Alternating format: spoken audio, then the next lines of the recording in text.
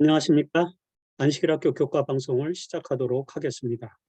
2022년도 제1기 안식일학교 교과는 히브리서를 연구합니다. 지난기 교과에서 우리는 신명기를 현재 진리적 관점에서 연구를 했죠. 이번 한 기 동안에는 히브리서를 공부하도록 할 것입니다.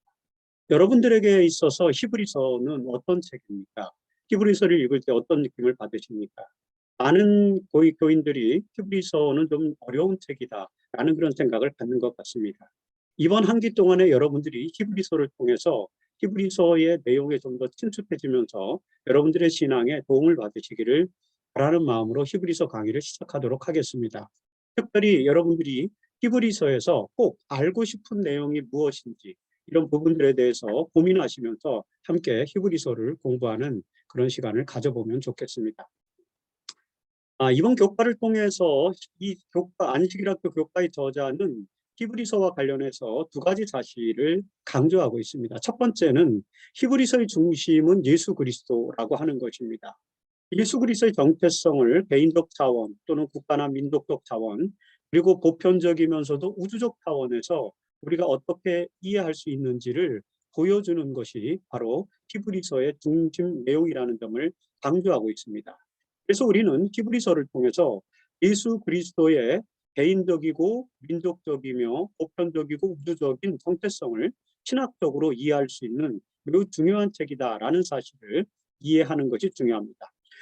두 번째로 히브리서는 본문의 말씀이다라고 하는 것을 이 교재의 저자가 설명하고 있죠. 실제로 오늘 제목이 히브리인들 그리고 우리에게 보낸 편지 이렇게 되어 있는데 히브리서는 사실 편지서라기보다는 본문의 말씀, 즉 설교에 가까운 내용이죠. 그래서 학자들은 대부분 히브리서를 신약 성경에 보존된 온전한 설교 중에 한 편이라고 그렇게 설명을 합니다. 히브리서는 어려움에 처한 신자들을 위해 기록되었으며 그들로 하여금 하늘 성소에 계신 그리스도를 바라봄으로써 믿음을 지키고 견뎌야 한다라는 그런 권면의 설교 말씀이 기록되어져 있는 것입니다. 이처럼 히브리서는 예수를 중심으로 한다는 것과 그리고 두 번째 히브리서는 권면의 말씀입니다. 힘들고 지치고 고난당하는 그리스도인들에게 위로와 권면의 말씀을 주고 있는 것이다 라는 두 가지 강조점을 기초로 해서 이번 한 기 동안에 히브리서를 깊이 이해하시는 그런 귀한 시간이 되기를 바랍니다. 자, 먼저 본격적으로 1과의 교과를 설명하기 전에 먼저 한 가지 짚고 가야 될 요소가 있습니다. 히브리서의 저자는 누구인가 라고 하는 문제입니다. 여러분들은 히브리서의 저자가 누구라고 생각하십니까? 당연히 히브리서의 저자는 바울이다라고 그렇게 여러분들은 알고 계실 것입니다. 사실 재림교회는 히브리서의 저자를 바울로 설명을 하고 있습니다. 그리고 또 이번 기 교재를 쓴 저자 역시 바울이 쓴 편지라고 서론에 명시함으로써 히브리서는 바울이 기록했다라고 그렇게 설명하고 있습니다. 엘렌 화이트도 히브리서의 저자는 바울이라고 명시를 했습니다. 박시대 대쟁투 411페이지에서 사도 바울은 성소에 대하여 히브리서에서 다음과 같이 기록하였다라고 설명하여서 바울이 히브리서의 저자임을 화이트도 명시하고 있는 것이죠. 대부분의 재림교인들은 다 그렇게 알고 있습니다. 그럼에도 불구하고 많은 신학자들이 히브리서의 저자가 누구인지를 특정하기는 매우 어렵다라는 그런 메시지가 많았고 그리고 몇몇 지도자들이 몇몇 신학자들이 그리고 목사님들도 히브리서의 저자가 바울로 보기에는 좀 어려운 부분이 있다라는 그런 평가 때문에 바울이 아닌 다른 사람으로 이해하려고 하는 그런 경우도 있습니다. 그렇다면은 히브리서의 저자를 바울 이외에 다른 인물로 특정할 만한 그런 내용들이 있을까라고 하는 것을 우리가 잠깐 좀 생각해 볼 필요가 있겠죠. 사실 히브리서에는 저자라든지 장소라든지 또는 기록된 연대와 같은 역사적 상황들을 특정할 수 있는 그런 내용들이 명시되어 있지 않기 때문에 우리는 저자나 수신자가 누구인지를 특정하기가 매우 어렵습니다. 사실 저자를 사도 바울로 특정한 것은 3세기 초에 알렉산드리아의 교부였던 클레멘트라고 하는 인물이었습니다. 히브리서는 알렉산드리아적 배경을 많이 가지고 있습니다. 대표적인 것은 히브리서에는 70인역이 구약 성경을 인용할 때 70인역을 가지고 인용을 많이 하는데 그 70인역이 바로 알렉산드리아 지방에 살고 있던 유대인들을 위해서 구약 성경을 헬라어로 번역한 번역서입니다. 그래서 70인역을 많이 기록한 것을 놓고 볼 때에 알렉산드리아적 배경을 갖고 있지 않느냐 하는 그런 이야기를 하는 분들도 있습니다. 하지만 수신자가 누구이고 그 수신지가 어디인지를 이제 잠시 후에 또 살펴볼 텐데 그것을 통해서 볼 때 반드시 이 책이 알렉산드리아 지방을 대상으로 수신지를 정했다라고 특정하기 어려운 그런 요소들도 있다는 사실을 우리는 고려해 볼 수 있습니다. 어쨌든 알렉산드리아의 클레멘트가 3세기 초에 히브리서의 저자를 바울로 특정했던 기독교 신학의 역사 때문에 바울이 바로 히브리서의 저자라고 생각하는 주장하는 그런 신학적 관점이 우세합니다. 하지만 종교개혁자인 마르틴 루터는 히브리서의 저자를 바울로 보지 않고 히브리서에는 로마적 특성이 많이 들어있다라고 그렇게 이제 파악을 합니다. 실제로 로마적 특성이 굉장히 많이 있죠. 그래서 히브리서의 로마적 특성을 반영하여서 로마 출신인 아볼로가 아니겠느냐, 저자가 아니겠느냐라고 주장을 했습니다. 하지만 루터는 히브리서의 저자를 아볼로로 특정했지만은 입증할 만한 그런 증거들을 제시하지는 못했습니다. 그 외에 여러 학자들은 히브리서의 저자를 누가 또는 바나바, 빌립, 그리고 스테반, 비스길라, 마리아와 같은 사람들을 저자로 제시하는 학자들도 있지만 근거는 거의 없기 때문에 특정하기는 매우 어렵다라고 하는 것입니다. 이렇게 히브리서의 저자를 누구인지 특정하기가 신학적으로 매우 어려움에도 불구하고 대림교회는 히브리서의 저자를 바울로 이해하고 있는데 그 특별한 이유가 무엇이었을까라고 하는 것을 우리가 생각해 볼 수가 있겠죠. 사실 히브리서에 나타난 문체의 차이나 구약 인용의 차이, 그리고 70인역의 사용 이런 특징들을 볼 때 바울이 다른 편지서에서 쓰는 내용하고는 많이 차이가 납니다. 그래서 그런 내용들만으로 볼 때는 바울의 저작으로 볼 수 없는 요소들이 많이 있습니다. 그럼에도 불구하고 기독교 역사적 전통에서 19세기까지 클레멘트로부터 시작해서 19세기까지 보편적으로 이 히브리서를 바울의 저술로 보는 관점이 우세합니다. 17세기 1611년에 영국의 제임스 1세 국왕에 의해서 명령해서 이제 번역되었던 킹 제임스 버전, 흥정역 성경이죠. 킹 제임스 버전에 보면 아예 표제에 바울의 저술로 표제를 붙였어요. 그래서 히브리서가 바울의 책이다라고 하는 것은 이 킹 제임스 버전을 읽는 이 영미 문화권의 많은 그리스도인들에게 큰 영향을 끼쳤죠. 물론 대림교회도 마찬가지입니다. 화이트인도 19세기에 킹 제임스 버전을 중심으로 성경을 읽었기 때문에 당연히 그 바울로 히브리서의 저자를 특정하는데 아무 고민이 없었던 것입니다. 킹 제임스 버전역에 표제가 그렇게 붙어있기 때문인 것입니다. 이처럼 엘렌 지 화이트는 19세기에 기독교의 보편적인 해석을 따라서 바울로 특정을 하게 됩니다. 그리고 대림교회 성경 주석도 히브리서의 깊이를 고려할 때 바울 이외의 저자를 생각하기 어려운 것으로 받아들입니다. 그럼에도 불구하고 많은 신학적 논쟁 때문에 윌리엄 존슨과 같은 대림교회 신학 신학자는 이 히브리서의 저자를 특정하기는 매우 어렵다라고 설명하기도 합니다. 그래서 대림교회 학자들 가운데는 히브리서의 저자를 그냥 단순하게 사도 내지는 히브리서의 저자라는 형식으로 표현하는 그런 내용들도 있습니다. 이처럼 히브리서의 저자가 누구인지를 특정하기는 매우 어려운 요소가 있다는 점을 감안하면서 그럼에도 불구하고 기독교 신학에서 전통적으로 해석해왔던 바울의 저술이라고 하는 대림교 입장의 기초에서 히브리서를 우리가 함께 공부를 합니다. 자, 첫 번째 월요일 소지는 영광스러운 시작이라는 제목이 붙었죠. 영광스러운 시작이라는 제목은 왜 붙었냐면은 바로 이 히브리서의 수신자들이 어떻게 예수 그리스도를 받아들이고 그 영광스러운 신앙생활을 시작할 수 있었는가 그것을 설명하는 내용이기 때문에 소제를 그렇게 붙인 것입니다.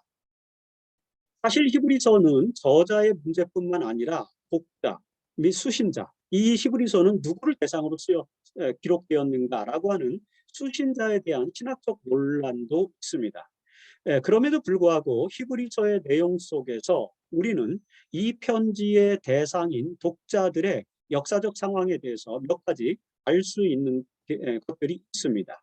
먼저 이 히브리서의 대상에 대해서 우리가 히브리서 본문에서 알 수 있는 내용 중에 가장 대표적인 것은 히브리서 2장 3절에 있는 내용이죠. 히브리서 2장 3절에 보면은 이 구원의 복음은 처음에 주로 말씀하신 바에 주님께서 말씀하신 바였고, 그 다음에 들은 자들이 우리에게 확증한 바다라고 이렇게 설명하고 있습니다.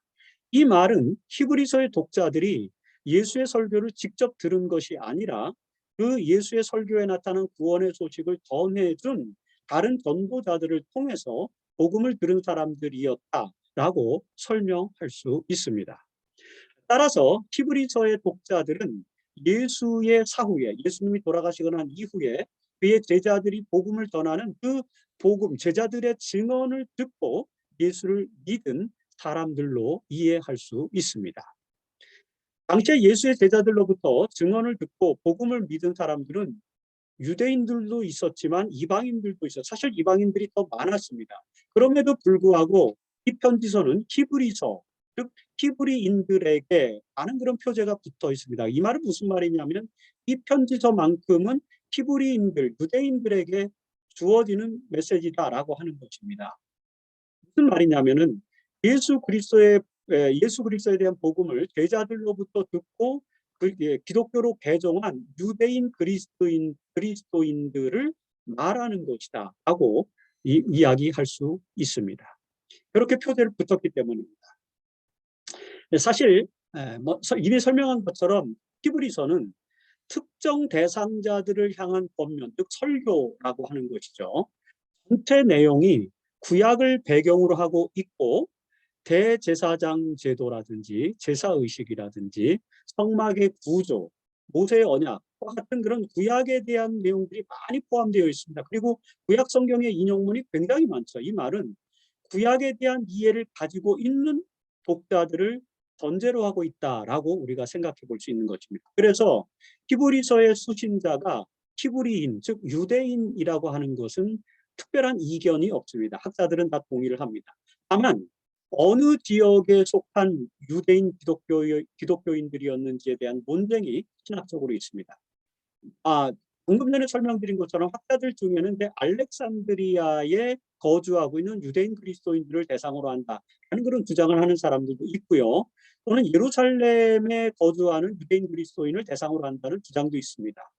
또한 로마의 유대인 그리스도인 중에 로마에 거주하고 있는 유대인 그리스도인들에게 이 메시지 히브리서가 전달되었다라고 주장하는 사람들도 있습니다. 루터도 바로 이 입장에 속해 있는 것이죠. 이렇게 알렉산드리아냐 예루살렘이냐 로마냐라는 논쟁이 있습니다. 하지만 대부분의 학자들은 이 중에서 로마에 사는 유대인 그리스도인들이 바로 이 히브리서의 권면의 대상인 것으로 설명을 하게 됩니다. 많은 학자들이 그렇게 설명을 합니다. 그래서 이 히브리서는 1차적으로는 로마에 거주하는 유대인 그리스도인들에게 특정해서 그들을 위로하고 권면하는 내용으로 되어 있다라는 것을 여러분들 이해하실 필요가 있습니다. 이것을 이해하는 것이 매우 중요한데 그 중요한 이유는 그 다음 내용에서 설명을 해드리도록 하겠습니다. 그렇다면 여러분 어떻게 로마에 사는 유대인들이 예수에 대한 복음을 믿게 되었을까요? 이것에 대해서 안교의 저자는 두 가지로 설명을 하고 있습니다. 안교교파의 저자는 두 가지로 설명을 하고 있습니다. 첫 번째는 이 큰 구원의 소식을 전달해 준 전도자들을 통해서 그 로마에 살고 있던 유대인들도 기독교 복음을 듣고 그리스도인이 되었다라고 하는 것입니다. 제자들과 그 제자들에 의해서 복음을 받은 전도자들을 통해서 복음을 들었다는 것이죠. 그리고 둘째는 하나님께서 직접 표적과 기사를 통해서 전도자들과 함께 예수의 복음을 증언하였다라고 하는 것입니다. 성령의 능력으로 그렇게 했다는 것이죠. 이 히브리서의 저자는 이 권면, 히브리서에 나타난 권면의 대상자들, 즉 로마에 사는 유대인 그리스도인들이 성령의 선물을 받은 제자들의 증언을 듣고 복음을 받아들인 사람이라고 말하고 있습니다. 이렇게 특정해야만 이 히브리서에 들어있는 메시지의 그 1차적인 의미들을 우리가 잘 이해할 수 있고, 그 1차적인 의미를 토대로 해서 오늘 우리에게 적용할 수가 있게 되는 것입니다. 다시 한번 히브리서 2장 3절로 4절을 통해서 우리가 그 사실들을 좀 확인해 보도록 하겠습니다. 히브리서 2장 3절로 4절에 지금 제가 설명해 드린 이런 내용들, 큰 구원의 소식을 전달해 준 전도자들을 통해 복음을 들었고, 그 다음에 성령의 능력, 표적과 기사를 통해서 예수의 복음을 증언한 내용을 들어서 기독교인이 되었다. 유대인들이, 로마에 사는 유대인들이 기독교인이 되었다. 라고 그렇게 우리는 이 히브리서 2장 3절로 4절에서 그런 내용들을 확인할 수 있습니다. 그렇다면 신약에서 구원의 소식인 복음이 유럽 전역으로 확산되는 과정에서 제자들과 성령과의 관계, 제자들이 성령을 통해서 이런 역사를 이루었다라고 하는 것을 이해할 수 있는 내용들은 어떤 것들이 있을까요? 우리는 사도행전의 내용에서 그 내용을 찾아볼 수 있습니다. 사도행전에 보면은 8장에 빌립이 성령의 은총으로 사마리아에 전도하는 내용이 나오죠. 그리고 사도행전 9장과 10장에서는 베드로가 성령의 능력을 받아서 요파와 가이사랴 지방에서 복음을 전합니다. 그리고 사도행전 13장부터 28장까지의 많은 내용들 속에서는 바울과 그의 동역자들이 성령을 받아서 소아시아와 유럽까지 하나님의 복음을 전하는 내용들이 나오죠. 이런 과정에서 성령의 능력으로 이제 이 그리스도의 복음이, 예수의 복음이 로마에까지 전해진 것 같습니다. 특별히 그 로마에 사는 유대인들에게도 이 복음이 전해진 것입니다. 자, 그렇다면은 로마에는 누가 복음을 전했을까요? 라고 하는 것을 또 우리가 생각해 볼 수 있겠죠. 로마의 복음을 전한 제자들은 아무도 오순절에 예루살렘에 왔다가 거기서 성령의 은사를 받은 제자들의 메시지를 듣고 그 기별을 받아들이고 침례를 받고 돌아간 그의 제자들로 인해서 복음이 전달된 것으로 우리는 추정해 볼 수 있습니다. 초기 로마 교회의 지도자가 누구인지는 구체적으로 우리는 알 수 없습니다. 나중에는 이제 로마 교회의 베드로가 그리고 바울이 로마 교회를 세웠다. 그래서 이제 로마 교회가 전 세계 기독교의 중심 교회가 되는 그런 역사로 나아가긴 하지만 이 1세기에 로마 교회에서 누가 지도자였는지를 특정할 수는 없습니다. 우리는 브리스길라와 아굴라와 같은 사람들이 이제 초기 로마 교회 지도자였다라고 그렇게 보통 신학적으로 역사적으로 이해를 하게 됩니다. 이렇게 로마 교회 초기 지도자가 누구인지 알 수는 없지만 클라우디우스 황제 때, 그러니까 AD 40년대 중반 이후에 클라우디우스 황제 때에 추방당한 브리스길라와 아굴라, 이런 사람들이 로마 교회 지도자들 중 하나였을 것으로 우리는 신학적으로 추정하게 되는데, 그런 것을 추정해 볼 때 팔레스타인과 소아시아 못지않게 로마에도 기독교 지도자들이 형성되고 있다고 볼 수 있습니다. 이들에 의해서 이제 로마에 거주하는 유대인들에게도 복음이 전달되었고, 바로 그 그룹들이 히브리서의 제1차 수신자일 가능성이 가장 많다라고 정리를 해볼 수 있습니다. 자, 월요일 소지에서 이제 고난이라는 제목으로 진행이 되는데요. 이 월요일 소지 부분에서는 히브리서가 기록된 목적을 이해할 수 있는 내용으로 이루어져 있습니다. 히브리서가 왜 기록되었는가, 무슨 목적으로 기록되어졌는가 라고 하는 것을 우리가 생각해 볼 수 있는 그런 내용들이 있다는 것입니다. 자, 히브리서에 주어진 권면의 목적이 무엇이라고 그 교재의 저자는 이야기하고 있습니다. 여러분들이 교재를 보시면은, 월요일 소재 보면은 히브리서가 권면하는 것은 예수를 믿은 후 어려움을 당하게 된 유대인 신자들로 하여금 하늘 성소에 계신 예수를 바라보며 그분을 향한 믿음으로 끝까지 견디라라고 하는 것임을 우리가 알 수 있습니다. 서론에 제가 설명드린 그런 내용과 일맥상통하는 것입니다. 자, 보십시다. 성령의 선물과 더불어서 큰 구원의 소식을 듣고 믿음을 가진 유대인 기독교인들의 그들은 이제 영광스러운 신앙생활을 시작했습니다. 하지만 그 시작 이후에 그들은 예수에 대한 믿음으로 인해서 고난을 겪게 됩니다. 그래서 월요일 소지는 제목이 소재가 고난인 것입니다. 과연 그들이 어떤 고난을 겪었다는 말입니까? 예를 들어서 뭐 기독교인 박해가 있어서 순교의 고난을 겪었다는 이야기인가? 자칫 우리는 그렇게 생각할 수 있습니다. 하지만 이 히브리서에는 아직까지 순교의 고난과 같은 내용들은 담겨져 있지 않다라고 하는 것을 우리가 좀 이해해 볼 수 있습니다. 왜냐하면 히브리서가 기록된 시기가 아직까지 그런 시기는 아니었기 때문입니다. 우선 히브리서 10장 32절로 34절에 보면 예수를 믿게 된 히브리인들은 유대인이었는데 예수를 믿게 되니까 그의 유대인 동료들로부터 공개적인 비방과 환난을 당하게 되었습니다. 그리고 사람들에게 구경거리가 되었다라고 이렇게 히브리 10장 32절로 34절에 설명하고 있죠. 히브리서 13장 5절과 6절에서는 경제적인 어려움을 겪기도 했다는 뉘앙스를 우리가 보게 됩니다. 그래서 돈에 대한 이야기가 나옵니다. 자, 이런 관점으로 말미암아 이런 내용으로 말미암아서 히브리 사람들, 유대인들은 예수에 대한 신앙에 의문을 품게 된 것 같습니다. 처음에는 그들이 영광스럽게 성령의 능력과 표적과 기사와 같은 그런 능력, 그리고 전도자들의 전도를 듣고 예수 그리스도를 받아들이고 복음을 받아들여서 그리스도인이 되었지만 여전히 유대인 신분이었기 때문에 유대인이 그리스도인이 된다는 것, 또 유대인들이 거절한 예수를 메시아로 받아들인다는 것, 이것이 주변 동료들로부터 비난과 조롱거리가 되었던 것입니다. 그래서 그런 비난과 조롱을 받으면서 마음에 근심과 염려가 생겼고 또 그 고난을 견디지 못해서 신앙에 대한 의문, 예수를 믿어야 되는가에 대한 의문을 계속해서 품게 되었던 것 같습니다. 이런 상황이 히브리서의 독자들, 히브리서의 수신자들이 겪고 있는, 처해 있는 그런 상황이다라고 이렇게 이해를 할 수 있습니다. 그래서 히브리서 3장 12절에서 저자는 이렇게 권면을 하고 있습니다. 형제들아, 너희는 삼가, 너희 중에 누가 믿지 아니하는 악한 마음을 품고 살아계신 하나님에게서 떨어질까 조심할 것이요.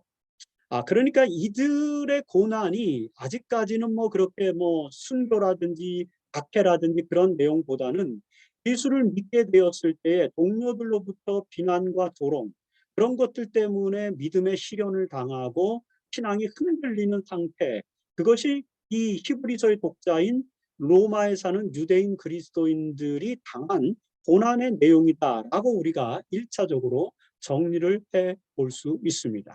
이것을 좀 더 구체적으로 좀 살펴보도록 하겠습니다. 히브리서 11장 24절로 26절에 보면은 믿음으로 모세는 하나님 백성과 함께 고난받기를 잠시 죄악의 낙을 누리는 것보다 더 좋아했다라고 기록하고 있습니다. 사실 모세는 그리스도를 위하여, 하나님을 위하여 받는 수모를 애굽의 모든 보화보다 더 큰 재물로 여겼습니다. 그 이유는 바로 여호와 하나님께서 그들에게 상을 주실 것이기 때문에 상 주심을 바라보았기 때문이었다라고 히브리서 11장 24절로 26절에 설명하고 있습니다. 베드로전서 4장 14절과 16절에서도 너희가 그리스도의 이름으로 치욕을 당하면, 그리스도를 믿는 믿음 때문에 치욕을 당한다면 복이 있는 것이다. 그것이 복 있는 자로다. 하나님의 영이 너희 위에 계십니다. 라고 권면하면서 만일 그리스도인으로 고난을 받으면 부끄러워하지 말고 도리어 그 이름으로 하나님께 영광을 돌리라고 기록을 하고 있습니다. 처럼 그리스도인으로 사는 것은 세상과는 다른 가치관과 다른 신념으로 사는 것이기 때문에 세상과의 갈등의 요인이 될 수 있습니다. 그래서 그런 갈등의 요인으로 인해서 고난을 당할 수 있습니다. 오늘날 우리가 그리스도인으로서 살아가면서 아직까지 뭐 특별한 박해라든지 심한 어떤 그 순교의 어려움이라든지 이런 것들이 우리 시대엔 존재하지 않아요. 그럼에도 불구하고 우리가 가지고 있는 기독교 가치관과 신념에 따라서 살아갈 때에 세상의 가치와 갈등을 겪게 되고 그로 인해서 우리가 고난을 당할 수 있습니다. 바로 이런 현실적인 아주 매우 실존적인 고난을 지금 이 히브리서는 이야기하고 있는 것이다 라는 것을 이해하는 것이 매우 중요하다라는 사실을 생각해 볼 수 있습니다. 자, 로마 시대 초기 기독교인들은 바로 이런 기독교라고 하는 예수 그리스도께서 가르친 다른 가치관, 이 로마 시민들이나 로마 사회가 가르치는 가르침과는 다른 가치관으로 인해서 부정적인 평가를 받게 되었습니다. 기록에 의하면, 타키투스의 기록 같은 것들에 의하면 이들은 그리스도인들은 인류에 대한 혐오감을 조장한다는 비난을 받기도 했습니다. 굉장히 많은 비난을 받았어요. 사실 요즘도 이렇게 참된 대자들을 실천하면서 그리스도인으로서 살아가면 어떤 고난을 받게 되죠. 어떤 고난입니까? 그리스도인들의 삶은 그리스도께서 가르친 가치관과 신념에 따라서 겸손함, 용서함, 섬김과 같은 자세로 살아가야 합니다. 그런데 이런 가치들은 현대 경쟁 사회에서 폄하되기도 하고, 그 다음에 자칫 경쟁에서 뒤처지는 것으로 비춰질 수도 있습니다. 그러나 이런 가치를 우리가 온전히 실현할 때 사실 하나님의 상급이 우리에게 돌아올 것이며, 세상이 하나님의 존재를 부인하지 못하게 만드는 그런 결정적인 신앙의 힘이 될 것입니다. 그래서 경건한 자들은, 신앙을 가진 그리스도인들은 믿음의 선한 싸움을 싸우면서 승리하는 경험을 가져야 한다라고 하는 것을 히브리서는 우리에게 가르쳐주고 있습니다. 그것이 히브리서가 기록된 목적이고, 그 히브리서가 1세기 유대인 그리스도인들, 로마에 사는 유대인 그리스도인들뿐만 아니라 21세기 마지막 시대를 사는 오늘 우리들에게도 적용되는 그런 말씀이다라고 이해할 수 있습니다. 자, 화열소지에서 이 그 유대인 공동체, 로마의 유대인 공동체가 히브리서의 수신자들이 계속된 어려움에 처한 내용들을 기록하고 있습니다. 사실 여러분, 예수를 믿는 믿음으로 이 세상과의 선한 싸움을 싸우는 것은 쉽지 않습니다. 히브리서의 수신자들은 이런 고난 속에 지속적으로 노출되어 있습니다. 로마에 살면서. 히브리서는 그들의 고난에 대해서 어떻게 설명하고 있는지 우리가 좀 살펴볼 필요가 있습니다. 자, 다음의 말씀들에서 우리가 그 내용들을 좀 볼 수 있는데요. 우선 히브리서 2장 18절입니다. 히브리서 2장 18절에 보면은 그가 시험을 받아 고난을 당하셨은즉, 예수가 시험을 받아 고난을 당하셨은즉 시험을 받는 너희들도, 시험을 받는 자들을 능히 도울 수 있다라고 그렇게 설명합니다.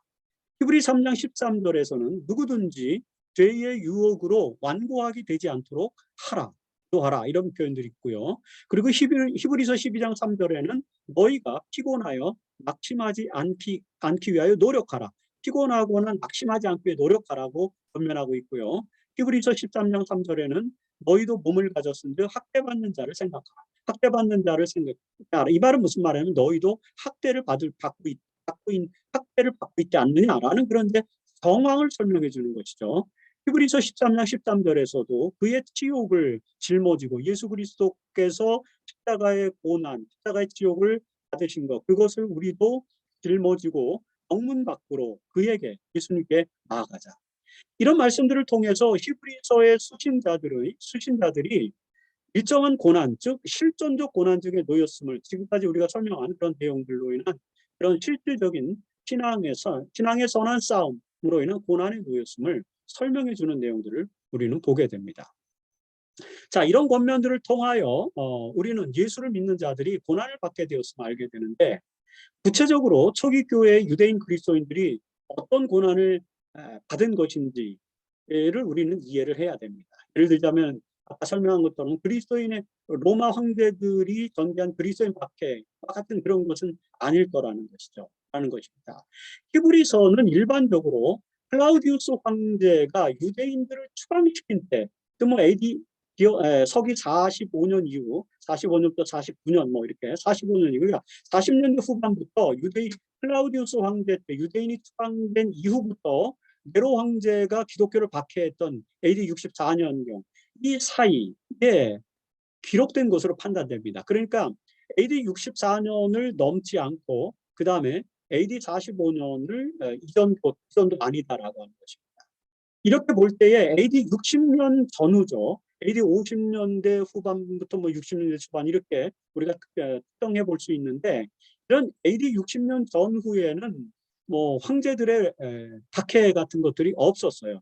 따라서 여기 히브리서가 AD 60년 전후에 기록된 책이라면은 히브리서에서 말하는 고난은 기독교 박해와는 연결시킬 수 없고, 또 실제로 히브리서에는 그런 기독교 박해에 대한 내용이 기록되어져 있지는 않습니다. 예를 들자면은 요한계시록이 요한이 반모섬에 도미티아누스 황제 때 이제 반모섬에 유배당한 그런 이야기들, AD 96년 그런 것처럼 그 로마 황제의 박해가 특정되지 않기 때문에 그런 것은 아니다라고 이렇게 말할 수 있습니다. 자, 히브리서의 저자가 암시하는 것은 히브리인 중에서 예수를 믿는 믿음으로 인해서 유대인 회당에서 겪게 된 여러 시련들을 말하고 있는 것, 그것이 고난이다라고 이렇게 정리를 해볼 수 있습니다. 바로 이 유대인들로부터 조롱받고 평화한, 너희가 유대인이면서 예수를 메시아로 믿고 예수를 믿는 예수쟁이가 되었단 말이야? 그리스도인이 되었다고? 이런 이제 조롱과 어떤 치욕, 그런 것들이 이제 독자들에게는 시련이 되었던 것입니다. 이런 시련들 때문에 신앙을 받아들였다가 포기하는 사람들이 있었습니다.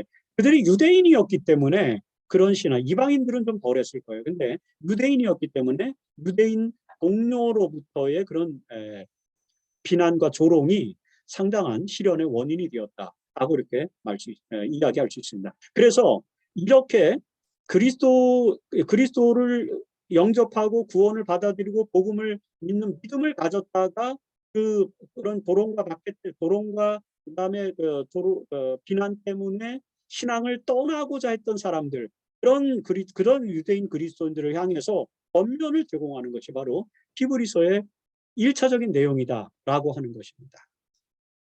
자, 이런 내용들을 설명하면서 이 안교의 교파를 기록한 저자는 이 시기에 바로 AD 60년 전후 그 어간에 로마에 사는 유대인 그리스도인들이 받았던 고난을 엘리야의 경험과 비교를 합니다.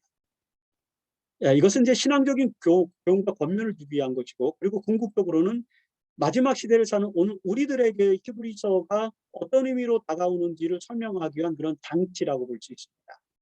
엘리야는 갈멜산에서의 신앙의 승리 이후에 이세벨의 위협으로 인해 시련을 받고 광야로 도망가게 됩니다. 히브리서의 수신자들은 유대인들로서 예수를 믿었고 영광스러운 시작을 하였지만 곧바로 종교적이고 세속적인 도전, 즉 이세벨의 도전에 직면한 엘리야처럼 종교적이고 세속적인 도전에 직면한 유대인 그리스도인들은 히브리서 12장 3절에 보면 피곤하여 낙심하게 되었다라고 이렇게 표현합니다. 이런 상황에 대해 권면하면서 히브리서 12장 2절에서는 믿음으로 그 피곤한 손과 연약한 무릎을 일으켜 세우라고 이제 강력하게 권면을 하고 있는 것이죠. 자, 이렇게 이 히브리서의 기록 독자들의 반응과 엘리야의 경험을 이렇게 비춰주고 있는데, 이런 것들은 마지막 시대를 살아가고 있는 오늘 우리들에게 어떤 의미를 주고 있는가? 이런 것들 히브리서의 독자들과 그 다음에 엘리야의 경험을 비춰볼 때 오늘 우리 마지막 시대를 살아가는 우리는 그럼 어떤 고난이 처해 있을까라는 그런 적용을 한번 해볼 필요가 있습니다. 여러분과 제가 겪고 있는 가장 핵심적인 고난의 요소는 무엇입니까? 다시 말해서 우리들의 손을 피곤하게 하고 우리들의 무릎을 연약하고 떨게 만드는 직접적인 원인이 되는 것은 이 교파의 저자는 재림의 지연이다라고 설명을 합니다. 여러분 교재에 보면은 이제 재림의 지연이 우리들의 신앙을 가장 흔들리게 하고 그다음에 신앙의 흔들림으로 인해서 고난에 처하도록 만드는 그런 실존적인 어려움이다라고 이렇게 말하는 것입니다. 베드로도 설명하고 있죠. 말세에 도롱하는 자들이 와서 베드로후서 3장 3절로 4절에 보면은 말세에는 도롱하는 자들이 와서 주님께서 강림하신다는 약속이 없다. 어디 있느냐라고 이렇게 재림 성도들을 도롱한다. 재림을 기다리는 신자들을 도롱한다라고 말씀하고 있습니다. 이것이 우리가 겪고 있는 시련 중에 가장 큰 시련일 것이다라고 저자는 특정하는 것입니다. 그래서 엘리야의 경험을 지금 이야기하고 있는 거죠. 자, 이런 시련에서 낙심하지 않기 위해서 재림에 대한 믿음과 소망을 굳게 붙들어야 한다라고 우리는 권면을 받아들여야 됩니다. 히브리서는 바로 이런 점에서 마지막 시대의 하나님의 백성들에게 주는 권면이 된다라고 라고 하는 것이 저자가 안교 교재를 쓴 저자가 강조하는 그런 포인트다라고 하는 것입니다. 자, 수요일 소재는 우리 그리스도인들이 믿음으로 인한 고난과 시련을 극복하고 승리하기 위해서 어떻게 해야 하는지를 이제 우리 생각해 보도록 정리를 하고 있습니다. 그래서 함께 노력하자 이런 것이죠. 특별히 히브리서는 어떻게 권면하고 있는가 하는 것입니다. 히브리서의 권면을 통해서 우리가 현재 겪고 있는 고난과 시련을 극복하고 승리하는 비결을 찾아야 된다는 것입니다. 그러면서 역시 저자는 안교 교재의 저자는 엘리야의 경험에서 우리가 기억해야 될 교훈을 또 찾아주고 있습니다. 자, 열왕기상 19장 5절로 18절에 보면은 낙담에 빠진 엘리야를 도우시는 하나님의 섭리가 나와 있습니다. 여러분, 하나님은 엘리야의 육체의 필요를 우선 채워주십니다. 우리에게도 그런 것이 필요하죠. 그 다음에 믿음의 시련을 당한 엘리야를 부드럽게 책망하십니다. 아주 부드러운 소리로, 부드러운 음성으로 책망하십니다. 그리고 이 엘리야가 해야 될 사명, 즉 하사엘과 예후와 엘리사에게 기름을 붓게 하는 사명을 주십니다. 이 세 가지, 육체의 필요를 채워주시고, 그 다음에 부드럽게 우리가 잘못된 길로 가는 것에 대해서 책망해 주시고, 그 다음에 우리에게 특별한 사명을 주시는 것입니다. 하나님은 이처럼 우리가 고난 중에 있을 때에, 즉 마지막 시대를 사는 우리들도 고난 중에 있을 때에 세미한 음성, 즉 부드러운 성령의 음성으로 우리를 회복시키고 그 다음에 우리에게 사명을 주시는 것입니다. 그래서 우리는 그분의 섭리에 순종할 필요가 있다라고 볼 수 있습니다. 그렇다면 여러분, 히브리서는 연약하고 지친 유대인 그리스도인 공동체를 위로하고 회복하기 위해서 어떤 권면을 주는 거? 히브리서에서 구체적으로 이 독자들에게 주는 권면이 무엇인지 한번 살펴보는 것입니다. 히브리서에서는 히브리 저자는 유대인 그리스도인 공동체에게 경고를 하기도 하고요, 권면을 주기도 하고 격려를 주기도 합니다. 히브리서 2장 1절에 보면은 흘러 떠내려 가지 않도록 주의하라 이렇게 경고를 합니다. 너희가 이 세속적 흐름에 흘러 떠내려가서는 안 된다라고 이렇게 경고를 합니다. 그리고 히브리서 3장 12절에는 믿지 아니하는 약한 마음을 갖지 말라고 권면합니다. 믿음이 없는 약한 마음을 갖지 말라는 것이죠. 그리고 히브리서 6장 1절에서는 도의 진리의 초벌을 버리고 죽은 행실과 회개함과 하나님께 대한 신앙에 관한 교훈에 이르도록 성장하라고 격려합니다. 이렇게 때로는 경고하고 때로는 권면하고 때로는 격려하는 내용들이 히브리서에 나타난다는 것입니다.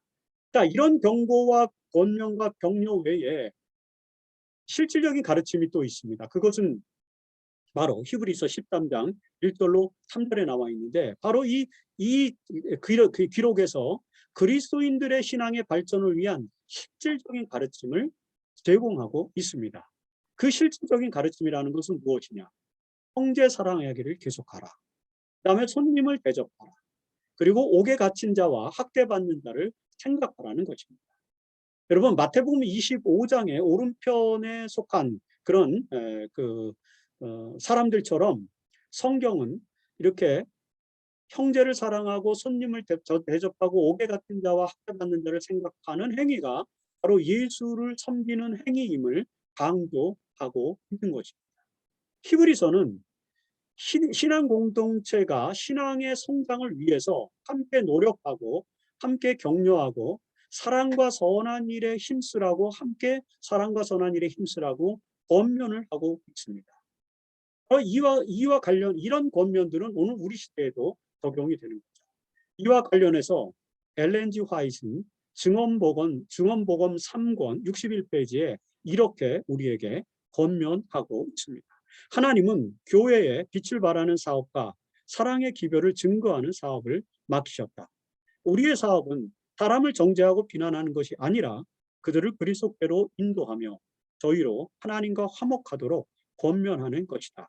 우리는 영혼들을 격려하고 이끌어 구주께로 인도해야 한다. 여러분, 이 화이트인의 권면의 말씀은 히브리서의 권면과 유사합니다. 그래서 목요일 소지에서 이 교재의 저자는 모든 날 마지막에 이 히브리서의 권면이 모든 날 마지막에 또 우리에게 어떤 권면으로 다가오는지를 이제 설명하고 정리하기 위해서 목요일 소지를 만들었습니다. 자, 히브리서의 권면은 1세기 유대인 공동체, 1세기 공동체를 위한 권면이면서 동시에 21세기 마지막 시대를 살아가는 기독교 공동체, 우리를 위한 권면이기도 한 것입니다. 특별히 히브리서에는 마지막 때에 대한 모티프가 많이 등장하게 됩니다. 어떤 것들이 있습니까? 히브리서 1장 2절에 보면 이 모든 날 마지막에 아들을 통하여 우리에게 말씀하셨으니 하고 시작합니다. 히브리서는 독자들이 마지막 살고 있다고 설명하고 있습니다. 물론 1세기의 그리스도인들, 바울도 그렇고 이 신약 성경 전체가 그 임박한 재림에 대한 소망과 희망을 가지고 이렇게 살아가기 때문에 마지막 때의 모티프를 가지고 그들은 권면하고 신앙을 가졌습니다. 그것이 연장돼서 21세기까지 왔지만 여전히 신약 성경은 마지막 때를 살아가고 있는 독자들을 향한 기별이 된다라는 것을 우리는 생각해 보아야 합니다. 특별히 여러분 히브리서 10장 37절에는 로마서에 인용된 것처럼 하박국 2장 3절을 여기서 또 인용합니다. 그래서 이런 인용문을 볼 때 이 히브리서의 저자가 바울이 아니겠느냐라고 설명하는 사람들이 있습니다. 그리고 히브리서 11장이 믿음의 장 아닙니까? 그래서 바울의 저작으로 보는 그런 관점이 높은 것은 이런 특징들 때문입니다. 하박국 2장 3절을 인용했는데요. 인용하면서 잠시 잠깐 후면 오시리. 이제 예수 그리스도의 임박한 재림을 설명합니다. 예수님께서 잠시 잠깐 후면 오실 것이고 뒤태치 아니하실 것이다라고 권면합니다. 이렇게 권면함으로써 그리스도인들의 인내가 머지않아 그 약속을 응답받을 것이다 라는 점을 강조하면서 마지막 시대를 사는 백성들을 향한 그런 기별로 이 히브리서를 우리에게 주고 있다라고 하는 것입니다. 여러분, 특별히 히브리서는 당시의 신앙 공동체의 이 히브리서의 독자들의 시대적 상황, 히브리서를 받은 그 1세기 로마의 유대인 그리스도인들의 시대적 상황은 가나안을 목전에 둔 이스라엘 백성들의 상태, 그리고 마지막 시대를 살아가는 우리들의 상태, 이런 거를 좀 이중적, 삼중적으로 비교해서 보여주고 있습니다. 그래서 저자는 히브리서의 독자들이 처해 있는 시대적 상황을 가나안을 목전에 둔 이스라엘 백성들의 상태와 비교해서 설명하고 있습니다. 어떤 유사점 때문에 그랬을까요? 라는 것을 우리가 생각해 볼 필요가 있죠.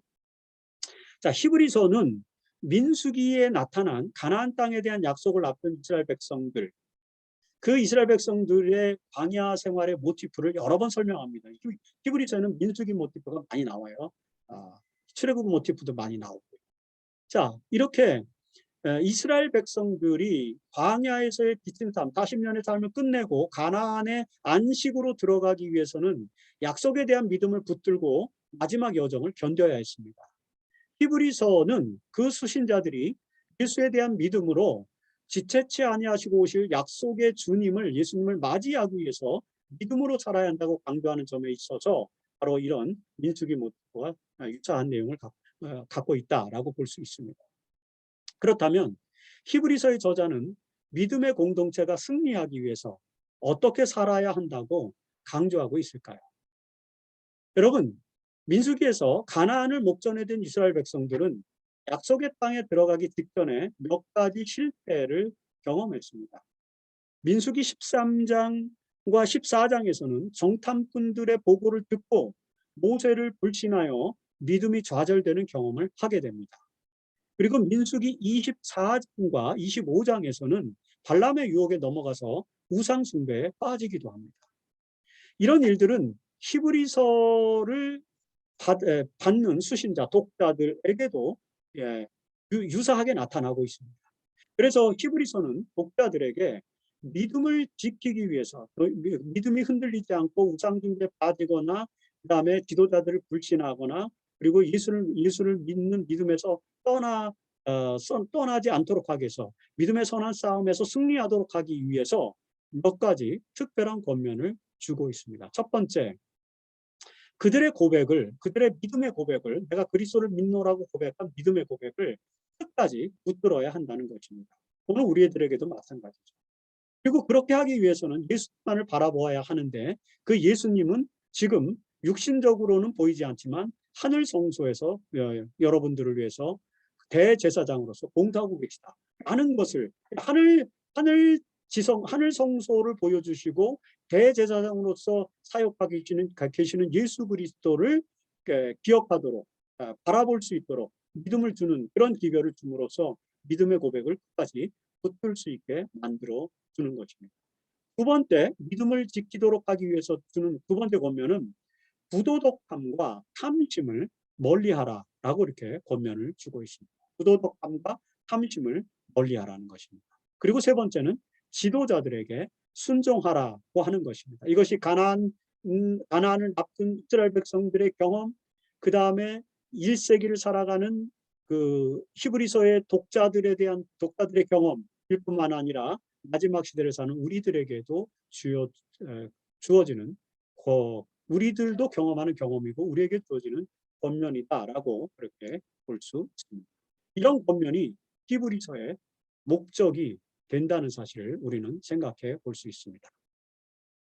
자, 히브리서는 출애굽 모티프를 가지고 있듯이 마지막 시대를 살아가는 권면도 함유하고 있습니다. 그렇다면 히브리서의 권면은 마지막 시대를 사는 우리에게 어떻게 적용할 수 있을까를 생각해 보아야 되겠죠.